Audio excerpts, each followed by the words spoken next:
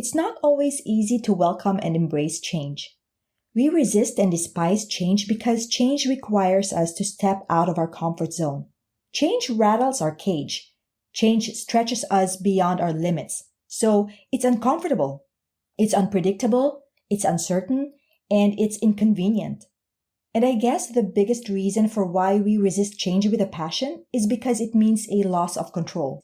But if you're serious about coming into the new year feeling like you hit the ground running, you have to learn how to move through life's changes with much more grace and ease. Otherwise, you won't be ready for the next level. You're listening to Shift Happens Every Day podcast episode number 5. Picking up where we left off last week, we're continuing on with part 4 of the 4-point plan for starting the new year strong. If each one of us is a work in progress, and we're constantly being quote-unquote worked on by our master creator, then that means every day we are growing. Every day we are evolving. Every day we are expanding. And so that also means that where we are standing right now in life may not provide sufficient space to allow for that expansion. And so what do? We shift. You may not have realized this yet, but you shift every day. We shift positions. We shift gears. We shift directions. We shift perspectives. This is just a natural and beautiful part of life. Hi, this is Myla Saavedra.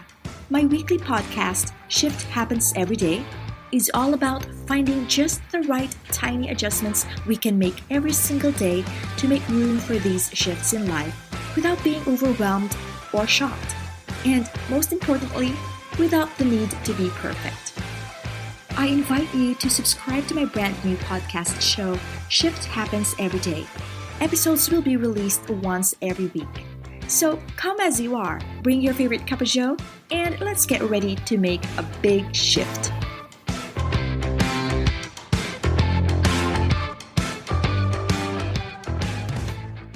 Hey there, it's Myla Saavedra and welcome to another episode of Shift Happens Every Day. We are now on the final installment of our 4-part mini-series, which we started 3 weeks ago. This is the 4-point plan for starting the new year strong. Last week, we talked about making space for what you're asking to receive. And we've established that in addition to your decision to let go of certain things in your life that are not serving you well anymore, you need to also make a conscious choice to make room for the things that you are hoping to receive because they are not the same thing. If you missed that episode, simply go to the main menu of this podcast show, whatever platform you're listening on right now, and click on the link to episode 4. But if you already listened to that episode, first of all, thank you so much for listening. I hope that you found a ton of value from it and that it motivated you to take action so that you are ready to receive whatever it is that you're hoping to receive or achieve this year. So just a quick review of what the 4 points of our game plan are. Point number 1, be grateful for everything you received last year. Point number 2, let go of everything that's weighing you down. Point number 3, make space for what you're asking to receive. And point number 4, welcome change with grace and ease. So now let's talk about the final point. Point number 4, welcome change with grace and ease. When we were kids, all we wanted to do was to play, right? Play, play, play, all day long. And rightfully so. Playtime is fun. Playtime is when we laugh the most. Playtime is when we get to meet and make new friends. Playtime is when we get to discover fascinating things. Playtime brings with it that sense of adventure and wonder. And play is so easy, no real work involved, no experience required. There's no real sense of responsibility because when we play, it's just make-believe. When we play, we're just in it for the fun of it. We're just there to have fun. We get to live in our fantasy world. Think of Monopoly, where you get to acquire properties and build hotels by simply rolling the dice. And there's no real risk involved because you're not using real money. And going to jail is considered a good strategy with no serious consequences other than losing a couple of turns and not being able to collect rent money. And then we grew older and we transitioned from play to play it safe. Suddenly, life has become a never-ending quest for security and safety. We resist and despise change because change requires us to step out of our comfort zone. Change rattles our cage. Change stretches us beyond our limits. So it's uncomfortable, it's unpredictable, it's uncertain, and it's inconvenient. We're often afraid of what we don't understand. And that's exactly what change often brings with it, the unfamiliar. But the biggest reason for why we resist change with a passion is because it means a loss of control. And when we feel like we're losing control, it's natural to respond in fear, or resistance, or defiance. We get into that fight or flight mode. Either we fight against it, or we run away from it as fast as we possibly can. Now, change can mean different things to different people, depending on one's mindset and general outlook in life. For some people, change can mean the end of something good, while for others, it could mean the exact opposite, the beginning of something better.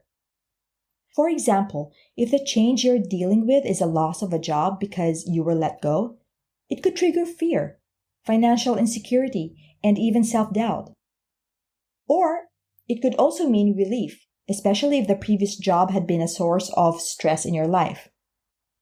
The point is, whenever we have to go through some type of change or transition in life, it's common for anxiety and overwhelm to take over and consume us. But if you're serious about coming into the new year feeling like you hit the ground running, you have to learn how to move through life's changes with much more grace and ease. Otherwise, you won't be ready for the next level. When the bigger blessings and miracles start coming, and they will surely come, you won't be ready for them. And that's how a blessing can turn into a curse, so to speak.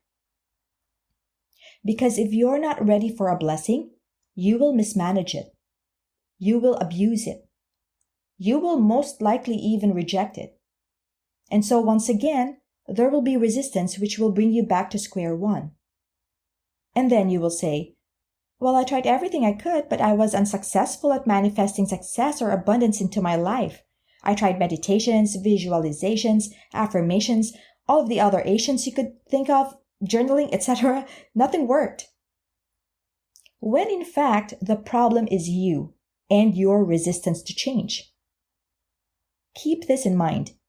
To resist change is to deny the very essence of life. To resist change is to resist your own evolution. Why do I say that to resist change is to deny the very essence of life? Because life is a never-ending cycle of change. We have evidence of life when there is change, and change is always in motion. Life is constantly moving. If something is stagnant, we question if it's even alive. When we check for any signs of life, we look for motion, movement, breathing, heartbeat, pulse. We see proof of life when there's growth. When we plant a seed and it's buried in the ground, we wait until we see the first leaves emerge from the soil. That signals life. So, how do you welcome and embrace change with grace and ease? There are 4 things you need to do. Number 1, take away judgment from the equation. And this is what I mean by that. We are often so quick to judge a situation as good or bad, and often our judgment is based solely on how the circumstances directly affect us. For example, a couple who's having a garden wedding prays for a sunny weather one day, while a farmer whose crops are suffering due to drought prays for the rain on the same day. So when the rain comes, the couple will see it as a bad thing, but the farmer will consider it a blessing. But was the rain good or bad? It's neither. It's just rain. The sooner you learn to take away judgment from the equation, from any situation, the sooner you'll be on your way to experiencing abundance and joy. Simply honor and accept every experience for what it is. Nothing more, nothing less. Number 2, tap into your inner child and be curious again. Be willing to explore and be open to the many possibilities that this change can bring about. As what we often say, everything happens for a reason. So to be curious is to anticipate that with this change in your life, you will uncover something amazing. To be curious is to be open to learning something new about yourself, about life, about people, about the world around you, and be excited about it. Number 3, lose your emotional attachment to outcomes. Along with facing a major change in life comes, naturally, certain expectations of what outcomes this change will bring into your life. How much better life will be now that this change has happened. But then, if that desired outcome doesn't happen, if that expectation is not met, then regrets and blame and more self-doubt will start to kick in.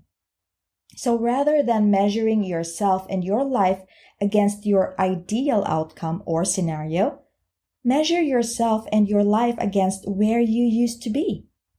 If you were expecting to go from A to Z with this new development in your life, but you only in fact went from A to G, rather than feeling like a failure, focus on the fact that you managed to move from A to G. You advanced. The point is, be progress focused when you're dealing with change. That whatever the results may be, here now is still better than being stuck back there. And if you realize that you did make a mistake, you can always tweak. You can always recalculate and recalibrate. But you won't have the clarity to recalculate your steps if you remain attached to the outcome. You need to learn and train yourself to accept, appreciate, and value things for what they are, and not for what they ought to be. So if things don't go exactly as you planned, or they don't bring about the exact results as you have envisioned them in your head, it's all good. It sucks that we were rerouted, but it is what it is. So how do we get to our destination from here? And lastly, number 4, you need to lose any and all attachments to your investments. Whether you invested effort, time, energy, or emotion into something or someone, because this attachment is what keeps you stuck. This attachment is what prevents you from moving on and moving forward. This attachment is what holds you back from realizing your true potential for success. You need to stop thinking in terms of, I don't want to change my game plan now because I've already done so much work on the original plan. Or, I prefer not to pivot in my business because I've already invested so much of my time, energy, and money into marketing my products and services. In crochet or crocheting, there's this method of fixing a mistake that's called frogging or ripping back, which basically means you unknot the stitches back to the point where the mistake was. Fix the stitch and then continue crocheting. Sometimes, in order to fix a mistake, whether in business or personal life, you have to be willing to rip back, fix the mistake, and continue on. While no one likes to make mistakes, they are bound to happen. It's a part of life. But if you are too attached to the time and effort you've already invested into the work, then you'll either ignore the mistake and be stuck with it, or you'll just give up on it altogether. I don't know about you, but neither of those two sounds like a winning game plan to me.